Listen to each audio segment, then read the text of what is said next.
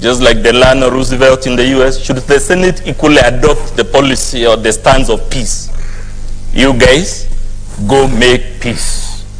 It is too early in the day, and our submission when we get there, Chair, is we are dealing with the megalomaniac of the type that was ruling Germany between 1933 and 1945, who is at war with everybody in all the four corners, all the four main directions of the campus. I know Chair is consulting. I don't know whether I should proceed, Chair. Okay. Chair, I noted you were consulting, so I didn't know whether to proceed. From my profession, if you see the judge consulting, you pause. Yeah, it's good you paused, eh? Yes. And you are free to make your statement. Yes. But be careful. Yes. About the words you use. I'm guided, Chair. Yeah, words like megalomania, you've quoted enough from Hitler. Make your case. I'm guided, Chair. Thank you very much for that guidance. Chair, the point I was making is, at the end of the day, besides considering the evidence and the merits and the demerits, we cannot run away from the question whether should you direct the county government of Meru to go and make internal peace, and we'll be urging you that will be an untamed or rather an unmitigated disaster, given the type of allegations before you, especially those at the charge number 2. Chair, there will be questions you have to consider whether impeachment is counter-democratic, because the governor will come and tell you from our affidavit the assembly is trying to reverse the will of the people. When we get there, Chair, we invite you to note, just like the Supreme Court has noted while upholding this Senate's decision to impeach the governor of Nairobi,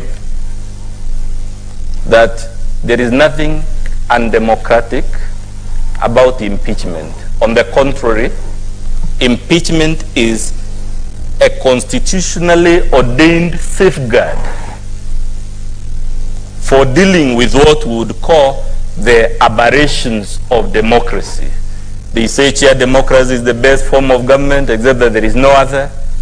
And when we get there, we'll be showing you democracy actually sometimes produces aberrations, counterintuitive results.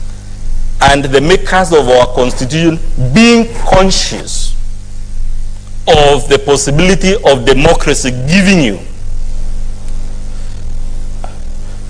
I know the Chair is consulting against you, so I don't know that my time will be stopped, Chair, when they... So, Chair, will be inviting you to note. You will have an extra 2 minutes. Much obliged, Chair. We'll be hoping to show you that, one, the claim that asking you to impeach is counter-democratic and it is overturning the will of the people is not correct for several reasons. One of them is that impeachment is a constitutionally ordained mechanism for dealing with leaders of the type we have brought before you. We'll be telling you the claim that the governor was vastly elected, the exact language she has used to support that argument is that she was elected by a vast majority, is not correct. When we get there, we'll show you actually she was not even elected by a majority in the first place, leave alone a vast majority, because she was only elected by 41% of the persons that turned up at the ballot. Chair, she would also try to ask you to read. We have taken the liberty to bring to you both a public participation report and the raw memoranda submitted from all over the county. And we'll urge you, when you read them, you will actually find it is not correct to suggest that impeaching this particular governor would be counter-democratic or a reversion of the will of the people.